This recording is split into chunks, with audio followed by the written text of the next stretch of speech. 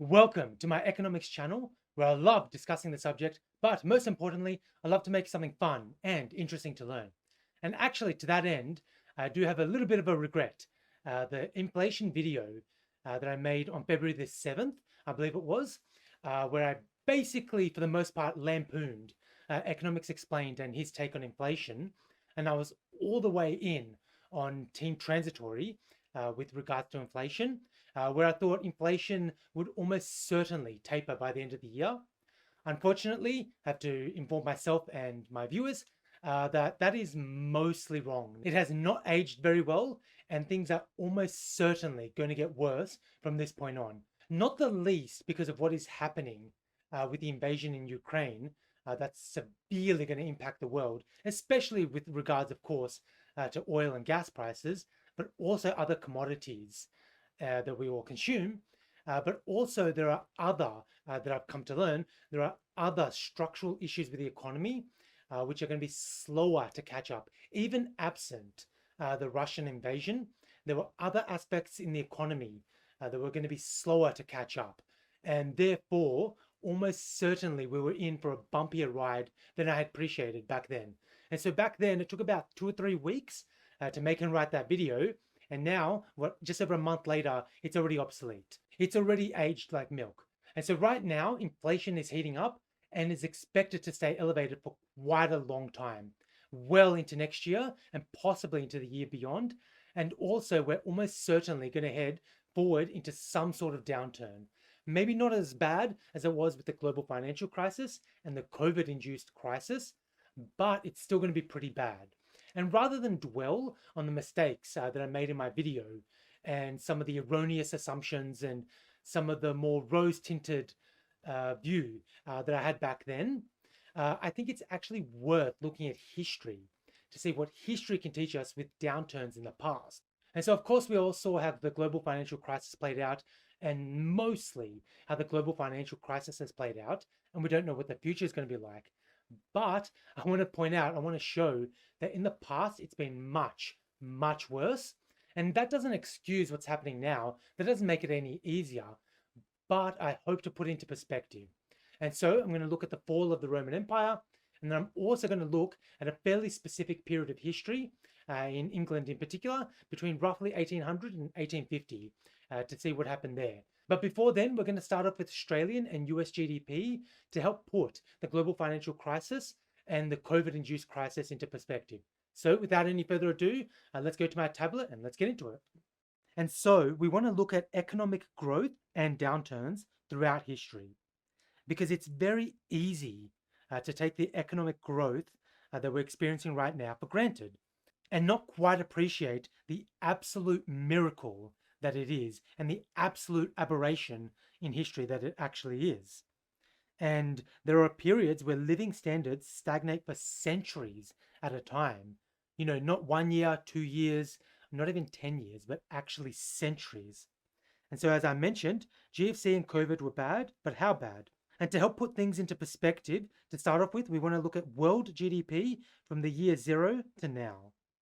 But first, just to elaborate what I was saying before, we want to talk about the end of the Roman Empire. You know, it officially ended in 475 AD, but what actually changed? Was it on a Monday in 475 where things were fine, but then you woke up on a Tuesday and the world changed forever? Was it something like that? Was it a period of few weeks, few months? I'm going to show that it was actually for centuries that living standards had actually been stagnated, and that 475 was not really a watershed moment. It was simply the last time there was a Roman emperor on the throne. It then turned to barbarian emperors from this point on. But of course, we want to understand just how bad this entire period was, the centuries before 475. And then, of course, how long was the process of collapse? And then we also want to look at what happened in England between, we can say, about 1800 to 1850. The Industrial Revolution is underway, and yet, even though not necessarily growth as such, but actually consumption and living standards actually slow during this period, even during this marvelous, wondrous period in human history. And so we look at our first graph, which is what I mentioned before. World GDP over the last 2 millennia. Even if you've seen this before, it's worth appreciating the magnitudes involved.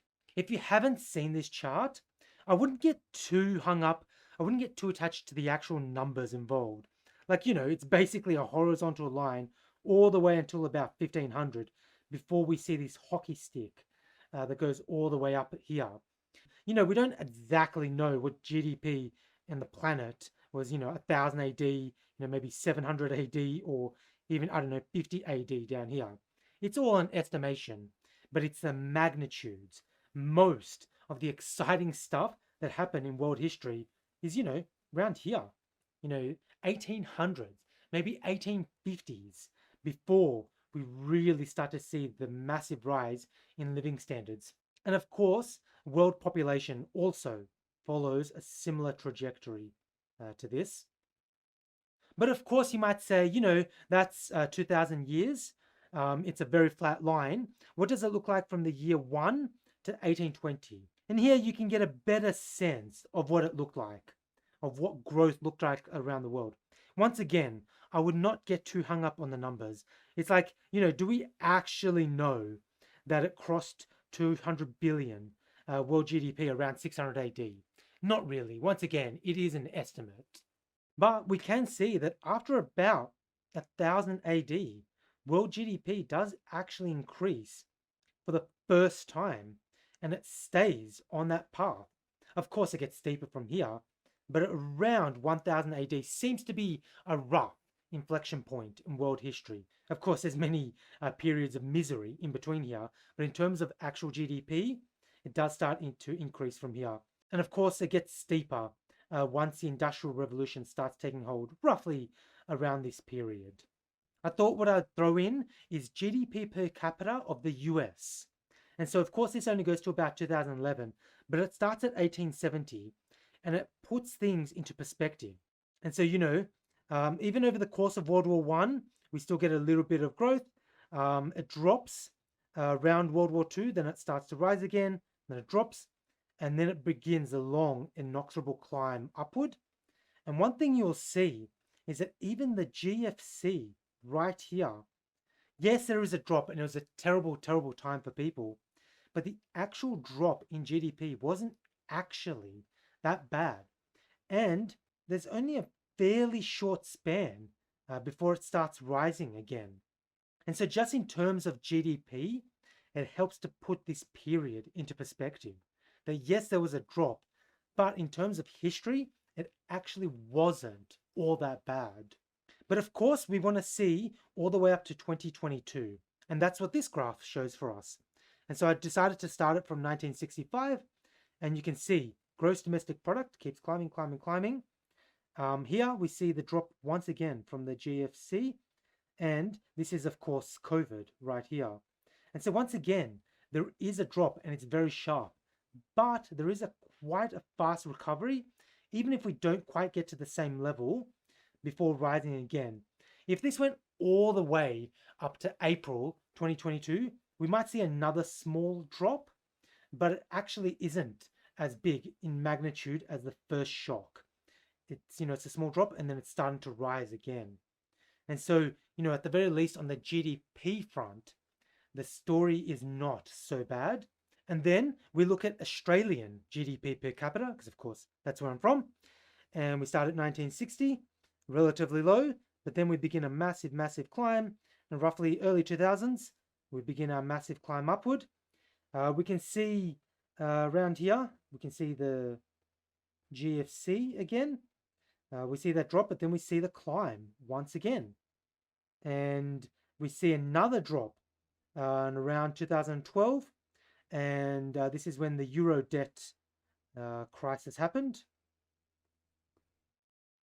And this must have hit us pretty badly. Then we get 2015, 2016, and we rise again. We get another drop. And of course, if this went all the way out to 2022, we would see another sharp decline before we see another rise. Here we see contributions to quarterly growth in domestic final demand, seasonally adjusted. We see private demand and we see public demand. And once again, this is Australia. I chose this graph because things are quite stable all the way from 2013 all the way to 2019, 2020. And then it's only once COVID hits, of course, we don't see the GFC here, but it's only once COVID hits, we see that drop, but then we see the corresponding rise again. But then, of course, the second and third waves hit us, and we drop again. And if this went out all the way out to April 2022, we would see another rise. And that's exactly what we're experiencing right now. We're seeing another fairly steep rise. It's always useful to see another view, and here we see gross domestic product, seasonally adjusted. And so once again, we can see just how stable that is before the COVID-induced crisis hit. We go down, we go up, we go down again, and then we go up once again. And this one does go to, I believe, the start of this year. And this is where we see that sharp increase in our gross domestic product. So now we get to the collapse of ancient Rome, the Western Roman Empire.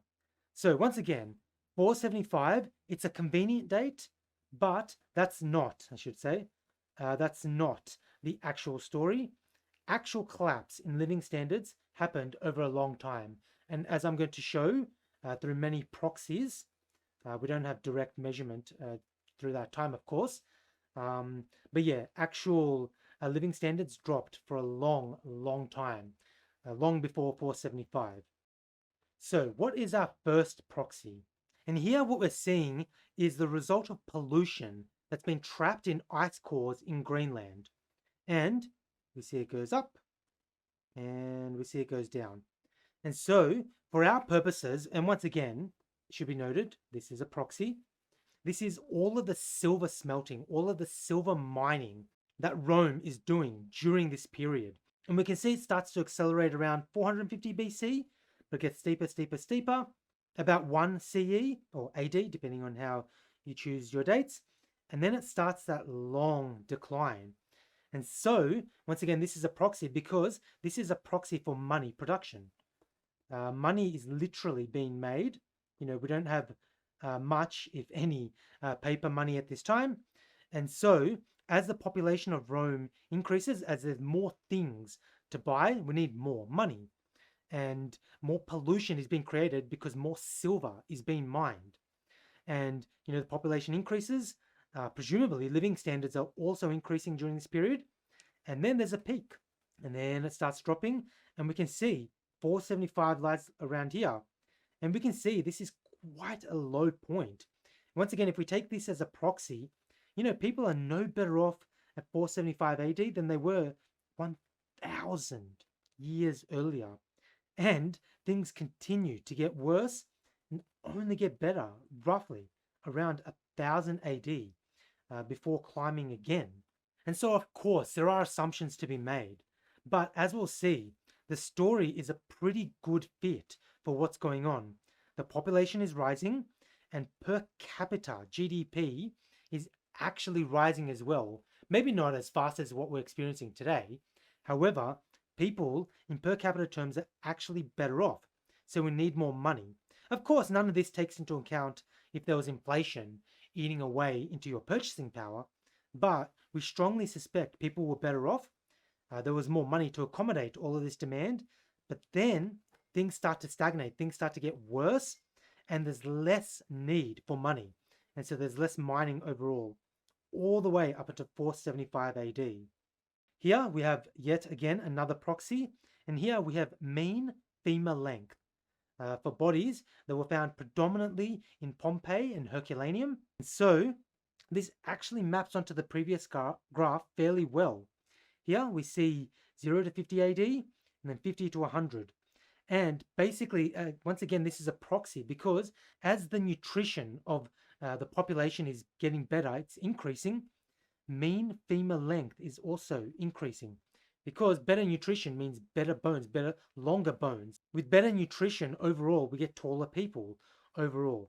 And so during this period, we actually see the increase in what we would assume is living standards. You know, if your nutrition is increasing, if your diet is getting more varied, you're healthier, presumably you're happier, but also presumably you're wealthier. And so it maps fairly well to what we saw before, up until, roughly 100 AD/CE. And then it starts a decline. You will, of course, see that, roughly 200, 250, it starts to rise again. This is during the 3rd century when things started to stabilize in the empire, but it's a lower equilibrium. Roughly 300 to 350 AD, your diet and your nutrition is actually worse than it was 250 years ago. And then it begins that long terminal decline again. And once again, 475 is roughly around here, and things are only getting worse. Materially speaking, but certainly in terms of your diet, in terms of nutrition, you're much worse off than you were 400 years ago. Here we have yet another proxy, and this is shipwrecks per half century that were found in the Mediterranean. So we start, maybe let's say 600, 550 BCE. It starts to climb. It really starts to climb. It hits a peak, maybe 50 to 100 AD. And then we see a really steep decline. That it levels off for a bit, and then it goes down once again. Starts that terminal decline. So there are a few assumptions we're making here. We're assuming that over this entire period, that the boat size that Romans used to ferry back goods, but also, of course, food that was needed to feed the city of Rome, stayed roughly the same size. Of course, during this period and during the pre-modern period, getting things shipped was far, far cheaper than doing it over land.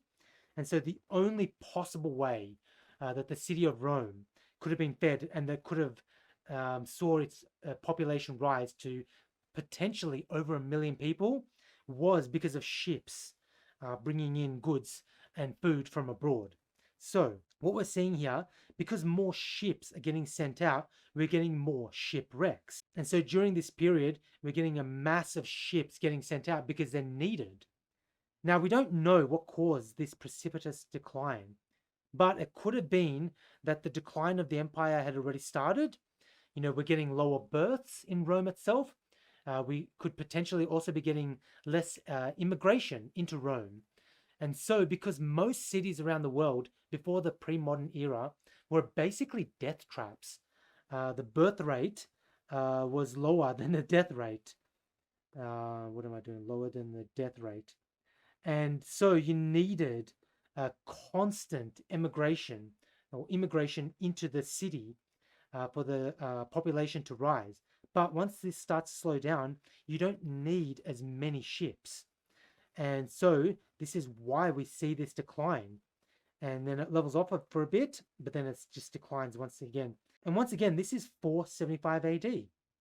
And, the population is much, much lower. And things, once again, were much worse. And, once again, using this as a proxy, things have been quite bad for quite a long time. And so I hope that even though these are proxies, that taken together, they help tell a very similar story. And once again, it shows the point that I'm trying to make, that living standards were on the decline for centuries before the official end of the Western Roman Empire. And here we see the population of the city of Rome itself. Now, once again, we shouldn't get too attached to the numbers. We don't know how much, over 1 million people, the city of Rome had, but it almost certainly had at least 1 million people. And once again, it lines up pretty well. We see that increase, and we see, 0 AD or 1 AD to 100, and then we see that decline. And as it starts to decline, we don't need as much money. We also see living standards fall. People are shorter. Their diets are not as varied, and their nutrition is not as good. And also the amount of ships being sent out, as per the previous graph, is going down. So not as much food is needed because the population is declining very rapidly. And once again, it's all to show that even though, once again, it is a proxy, this all tells a very similar story of a fairly sharp increase to a fairly sharp decline. And we can see the population is no bigger than it was 1,000 years ago with the collapse of the Western Roman Empire. And I saved this part for last because there's no fancy graphs. We want to look at literacy rates over this period. All of this is based on graffito finds. That's ancient graffiti in Pompeii and Herculaneum. Once again, this is not a direct analysis of literacy. And before we go on, we should point out the absence of evidence is not evidence of absence. However, going from Pompeii and SPQR by Mary Beard, after around 200 AD / CE, the amount of graffiti that we find, both in the public space and private spaces, actually sees quite a sharp decline. We see quite a lot of it all the way to about 200 AD. We can date it relatively confidently to around this period. And we strongly suspect, based on the content of this graffito, that it's not just the rich people who are doing the scrawling of this graffito. It's also, what we suspect, a broader swath of society, and not necessarily a middle class as such, but there's a fairly large percentage, especially for the ancient world, of people that can actually read and write, and they're fairly well read. We see all sorts of different graffito all around the place. But then after around 200, and once again, if we take this as a proxy, literacy rates experience a fairly precipitous decline. And so all around, your life is getting much, much worse after around 200 AD. And once again, all the way to 475, 475, when yes, there's no more Roman emperors, but at that point, it didn't really make much of a difference to your life. For centuries, there's been a very steep decline in living standards. And now I want to finish up with the Industrial Revolution. So, of course, when we think of the Industrial Revolution, we think of the United Kingdom. And here we're looking at GDP per capita from 1702 to 1865. We might say the Industrial Revolution started, let's say, 1750. You might say it was 1700, 1750. It doesn't matter too much. But we can see there's a bit of an increase. Of course, there's lots of ups and downs. And then we see maybe from about, I don't know, let's say 1850, then we start to see a fairly large, at least noticeable increase in GDP per capita. And of course, if this continued into the 1900s, the line only gets steeper all the way up to today. But we can see the Industrial Revolution having a meaningful impact on people's lives. Of course, there were lots and lots of negatives, but in terms of GDP per capita, it was rising over this period before rising much more steeply after 1850.